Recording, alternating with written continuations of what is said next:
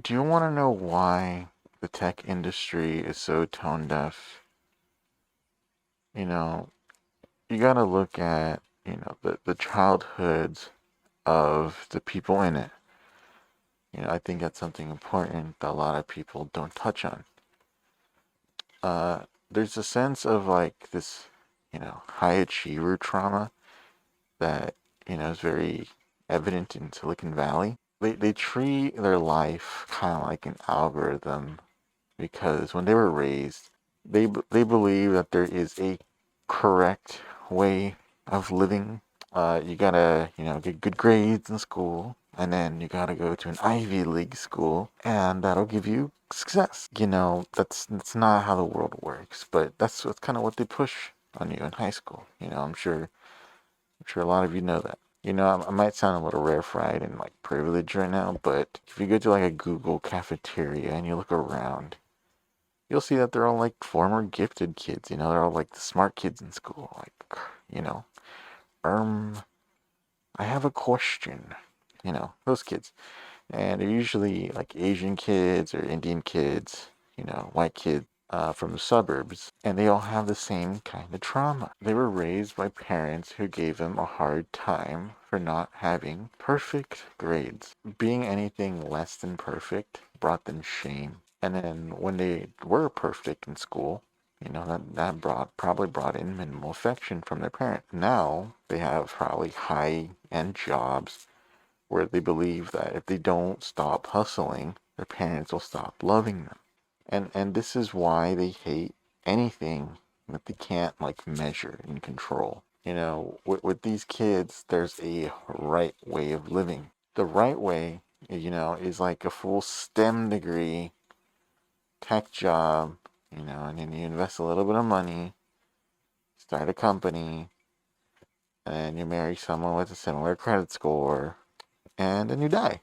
But anything else, anything messy, anything artistic, they hate it because they can't, you know, it's something that happens out of your control. You impulsively do it. But what's worse is when they try to fix that issue. When they see a painter, they think, how can I scale this? Can we use AI to generate the art so I don't have to waste time making it?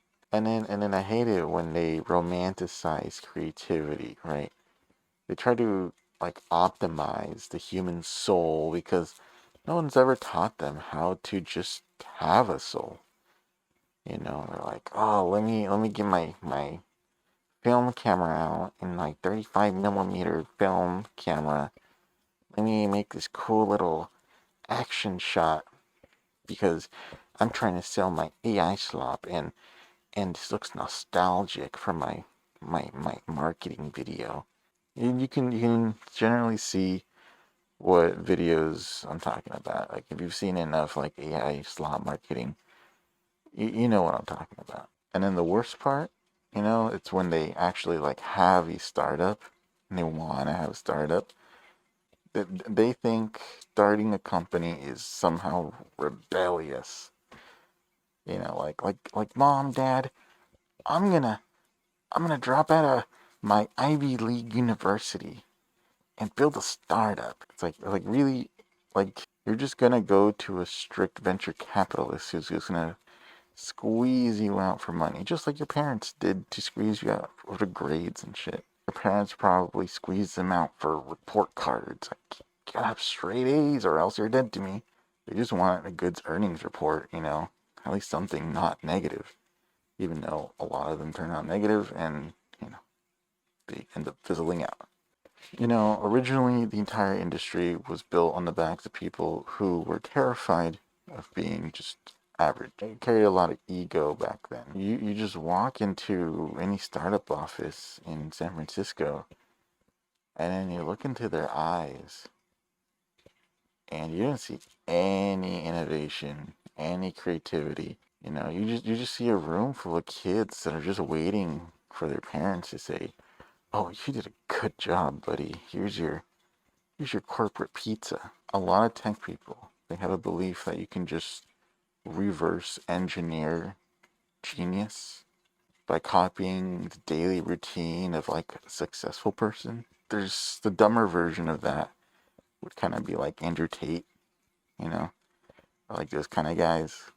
But in the tech world, it's usually like Steve Jobs or Musk or Bezos or whoever. For a lot of Chinese immigrants specifically, you know, I met a lot of them, and for whatever reason, they're always focused on Steve Jobs. They want to be the next Steve Jobs. You know, I'm not trying to be racist, but it's just something I've noticed. It's always the Chinese.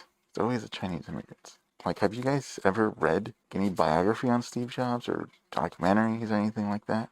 Steve Jobs did not have like a genius routine or anything. Steve Jobs was just some retarded fruitarian who, you know, he was Buddhist. And he stopped showering because, you know, he thought his fruitarian diet made him odorless, and it didn't make him odorless. He smelled like shit. And he's a drug abuser, right? You know, he cried in meetings. He parked his Mercedes in handicapped spots because he was a total fucking narcissist. It's not because he wanted to be efficient and that's what it takes to make a good CEO. Like, no, he's just a dick with good taste. But tech people don't want like that fucking type of Steve Jobs. They want the sanitized version. Big gripe I have with the white nerds in Silicon Valley are that they're always like Roman LARPing, you know. They think they're like modern Romans. You know, they're like, oh, I'm building the Roman Empire from Silicon Valley. Like most of these guys aren't. You know, they're just white guys. You know, skinny white guys, scrawny ass white guys who think they can, you know, be like some sort of emperor or something. I don't fucking know. They're fucking weird. Something a lot of these people don't realize is that innovation doesn't come from optimism, right? Uh, Innovation comes from, you know, messy situations. It comes from weirdos who just want something done. It comes from, well, there's a lot of mistakes involved too. And you know, like Silicon Valley used to be full of pirates. Once the original pirates got rich, you know, they decided to be more mature and they went into venture capital. Paul Graham, you know, he's pretty smart. I'll give him that.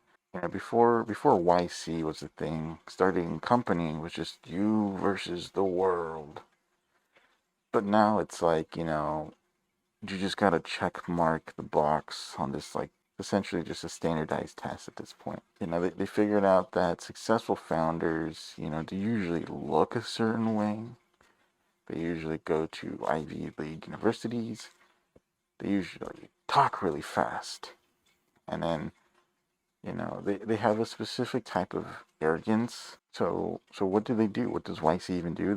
They're essentially just a factory that just builds one specific type of guy. You know, they told an entire generation of kids, like, oh, if you want money, you have to look like this. You have to look like a total fucking nerd. It's like you gotta talk like this too.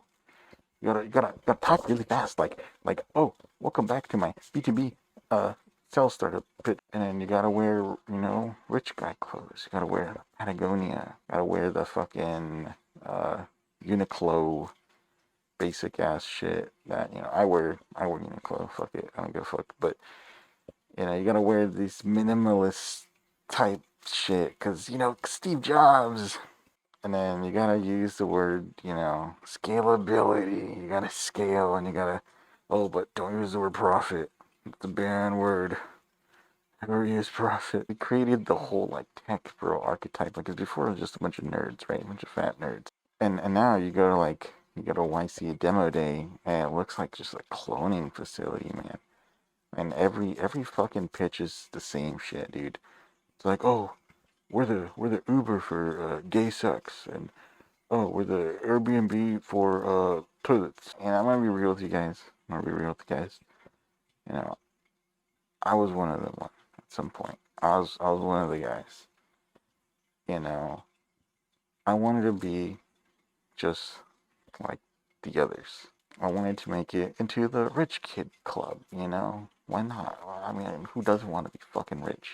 You know, I applied twice. You know, I did the form. I made a pitch video, I wore their merch, and I attended all their classes, startup school and shit. And then I just got rejected, twice. And at the time, it crushed me.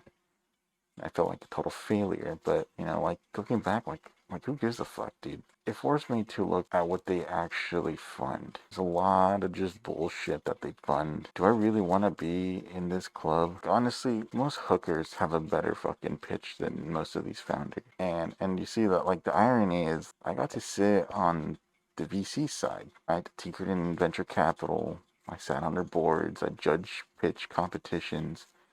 And once you sit in that chair, you realize how toxic Silicon Valley really is. Most companies do not need venture capital. I just kept seeing kid after kid after kid pitching just crazy complicated just platforms and asking for like, oh, can I have like $2 million? Or, oh, we just spent like 10 grand on this like one video because we're artistically retarded. And then, I'd ask them, do you have any customers? Any customers, or at least any repeat customers? And they would say, well, no, but once we have the funding, we'll be sure to get some customers. If you're making something real, you don't need funding to prove that people want it. The demand is all you need. If you need $3 million to find out if anyone cares about your product, nobody cares about your product, dude. Founders are new slaves. And that's exactly what being a venture-backed founder is. Like, you think you're the CEO?